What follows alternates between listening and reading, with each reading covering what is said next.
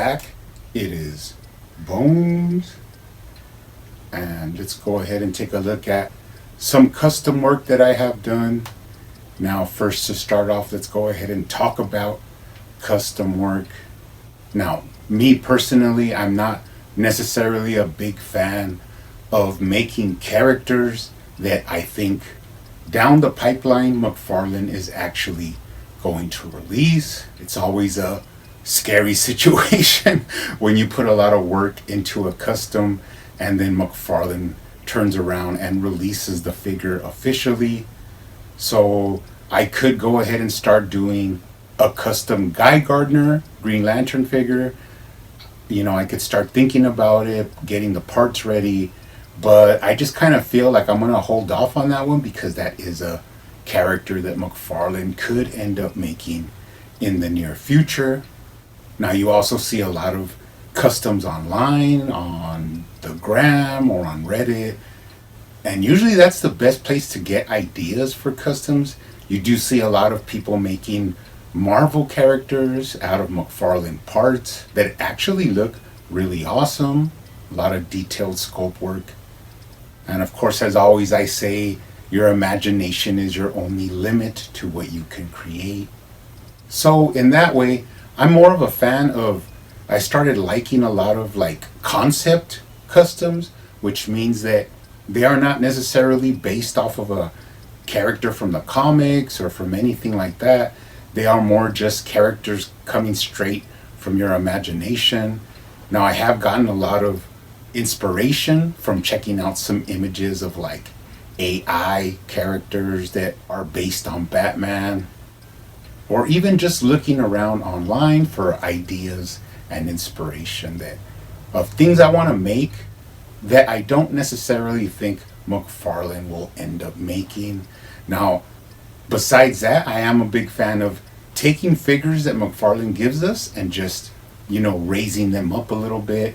So not necessarily making a custom out of them, but just adding paint or little details to make them more comic accurate or more to your preference. So it is pretty crazy when you think about it, but that's what made me start to want to branch out into making more custom concepts, which would not necessarily mean anything from the comics or anything like that, or that McFarlane could potentially release in the future.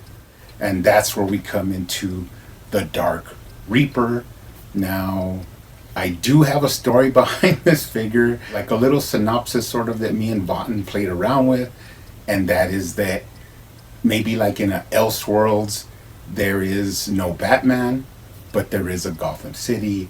There is a Wayne Manor, but it has been abandoned since the death of Thomas Wayne, Martha Wayne, and actually Bruce Wayne, that was mysterious and unexplained. So now it is basically just like an abandoned mansion, but it still has the caves that run underneath it. But it is treated more like a ghost house from Gotham where people stay away from it. Now, in another part of this story, there is a Jim Gordon. Now, he is a detective working for Gotham PD. And recently they have started to find, first it was just common street thugs that were being found mutilated with their hearts ripped out or body parts missing. And then eventually it moved on to like the higher ups of the crime lords in Gotham that were ended up being found decapitated with their hearts ripped out. So that is like a mystery that Jim Gordon is trying to investigate and find out. But in the end, a lot of things lead back to the caves underneath Wayne Manor. And that is where you get this character. Now, I also had things thrown in there where like, who is it? Is it Thomas Wayne? Is it Bruce Wayne? Is it Alfred? Is it just a spirit that lives on that ground where Wayne Manor was built? But either way, eventually they end up finding like early renderings of criminals like the Riddler and the Joker, the same way, like murdered and their souls taken from them. And that is where they find this new character, the Dark Reaper. Now, he's pretty freaky because when Jim Gordon gets to the catacombs underneath Wayne Manor, he starts finding bones and body parts, and eventually decapitated heads. And this one nightmare creature that is basically a cannibal and living off the life force of criminals of Gotham. So that's just something I was throwing around when I was actually working on this figure, and that helped me add some details to his costume. And as I go through it, I'll tell you where I got the different parts, but this is something fun that everybody could do, is get various parts from different figures and make one concept custom. So let's go ahead and take a closer look at them. Pretty creepy looking on first impressions, all black with different tones of black, a lot of blood splatter on him. He is a sort of hulking figure. So you're looking at above 6 feet tall and about 240, 250. So he is a beast. Now this head sculpt actually came from an image I saw from the AI concepts, and then I went off of that, but he does have pretty cool spikes and like a headdress sort of going around, and some little details that I added. Now all of these parts are parts actually from Death Metal Batman, the one that rides the bat cycle, and I just took different little pieces that I needed to make this head. Now the mouth is actually from Infected Superman, and I did go ahead and cut that out and port it onto the head sculpt of Death Metal Batman, which is that rebirth suit with a lot of the battle damage. And then I gave the mouth sort of a bloody, paint job. That way it looks like he's freshly been eating some flesh or a heart or something like that. The cape actually comes from Thomas Wayne. So since I had a couple of him extra that I had used for custom parts, this was a good use of one of the capes. He has those eerie, shoulder spikes on the cape, so that's pretty nice. The chest emblem actually comes from the large green batarang that came with the original version of Batman Who Laughs when he was still dressing as Batman. But all in all, it's an awesome figure. You still retain articulation in the shoulders. You got elbow movement. You got the bicep swivel. Pretty nice. You got the waist articulation still there, which I'm pretty proud of. You can still move him around. He has the full range of articulation. Now the belt is actually from Thomas Wayne, but I did go ahead and add this bat symbol that was from Death Metal Batman. And a lot of blood splattering throughout the costume. And then you get to the gauntlets. Now the gauntlets are from the Batman from Endless Winter that I just cut off and molded onto here and glued them on. Then you got the hands from Vampire Batman.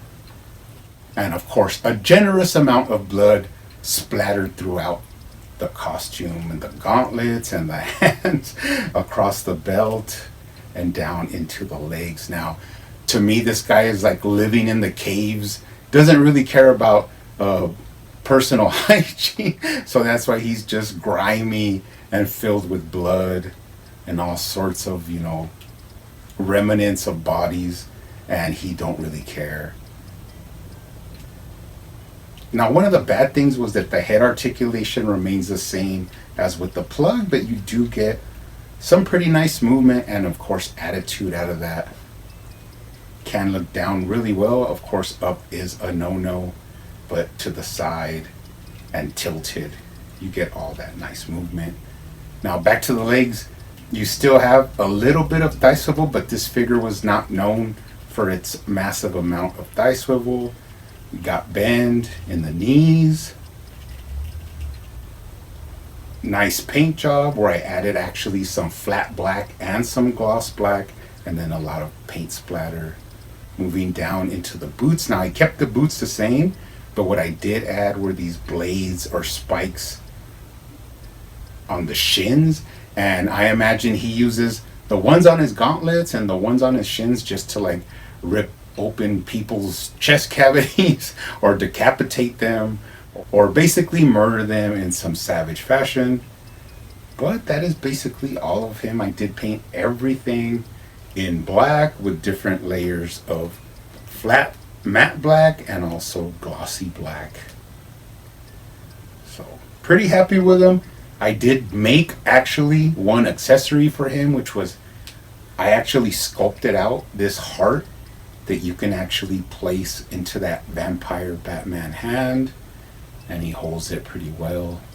Added some ventricles and and different little textures to make it seem realistic, but that was a cool little accessory that I custom made for him, which of course is the source behind his power, why he cannot be killed or why he is so strong. You know, eating hearts will do that to you. Now I had a couple of other body parts that I just played around with, which was another arm. This was from, I think, a Texas Chainsaw Massacre figure, and then a head that you can actually get him to grab onto, which I thought was very fitting. And of course, as everybody knows, I'm a big horror guy. I have a huge horror movie collection. My channel originally was built off of collecting horror movies and figures and collectibles, all to do with horror. And I actually brought all of that back into this figure to give me some inspiration for some pretty horrific details. Now, you want to get some scale on him. I do want to go ahead and bring out my custom black and gray Hush Batman. Basically the same size. He may be a slight bit shorter, a very small amount, but you could get some idea of scale there. He's a big dude. And let's go ahead and bring out the Nightfall Batman, since everybody considers him to be, you know, not so big, a little bit smaller. But in the end, this is of course a offshoot, Elseworlds, you know, different custom version of Batman. So that is the Dark Reaper. Now the next figure I am going to take a look at will be my custom definitive Superman. He's about 98% done, so I have very small details to work on, but then I'll go ahead and put up a video on him. But you guys keep hunting out there, keep collecting, keep customizing, and I will see you on the next one.